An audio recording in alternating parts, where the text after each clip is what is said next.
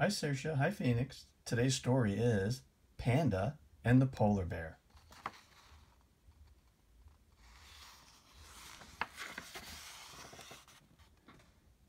In a place where spring met winter, there lived two kinds of bears.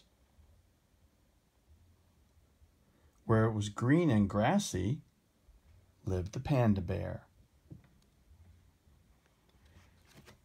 And where it was white and wintry, lived the polar bear.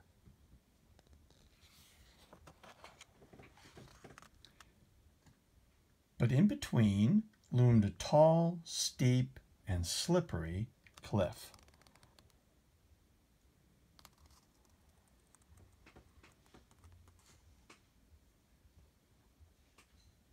So the polar bears are way up high, and the panda bears are way down low.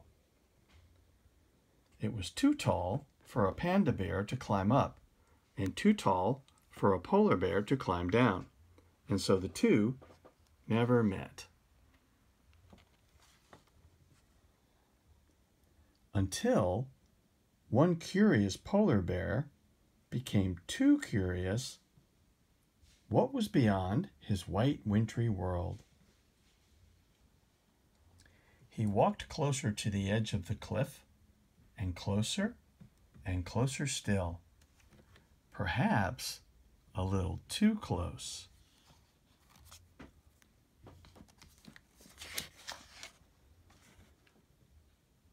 Luckily, the polar bear landed in a patch of soft, squidgy mud.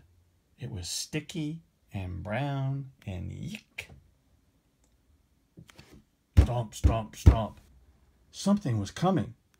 The polar bear ran. But the cliff was too tall, too steep, and too slippery to climb up.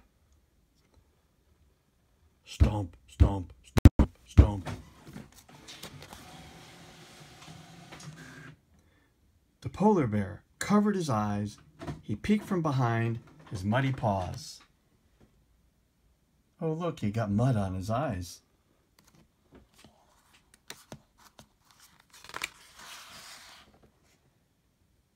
And then he saw a strange, splotchy bear staring at him. "Are you new?"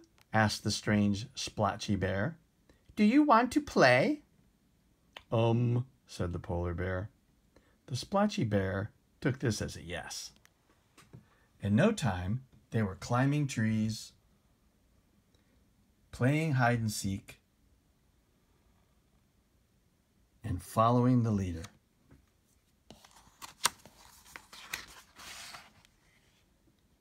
Finally, they sat down for a snack. Yick, thought the polar bear. This bamboo is too hard. He had a better idea. "Let's fish," he said to his new splotchy friend. The polar bear looked into the water and gasped. Could it be he wasn't plain white anymore? He had turned into a splotchy bear.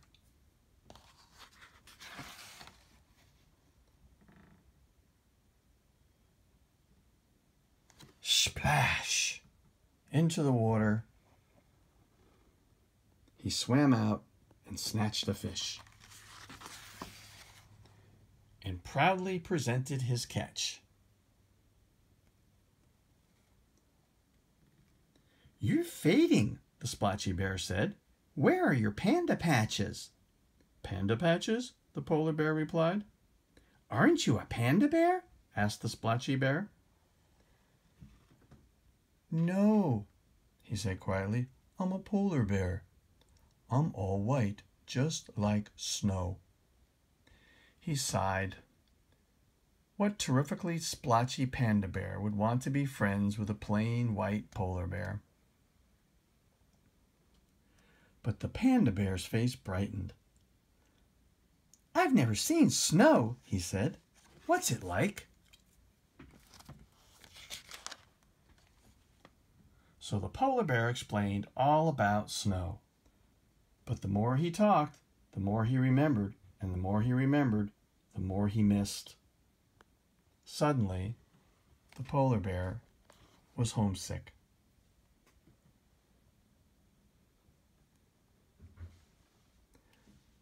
"I'll help you get home," said the panda bear.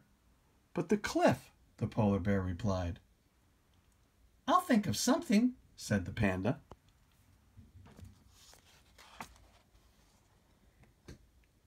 So he thought, and he thought, and he thought, until he couldn't think anymore.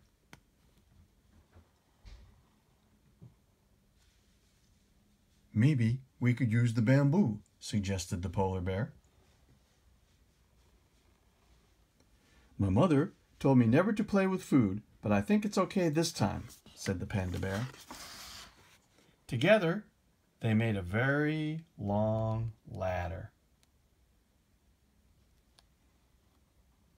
Look at that ladder. A very, very long ladder. When it was finished, the time had come for the polar bear to go. He looked at the panda bear.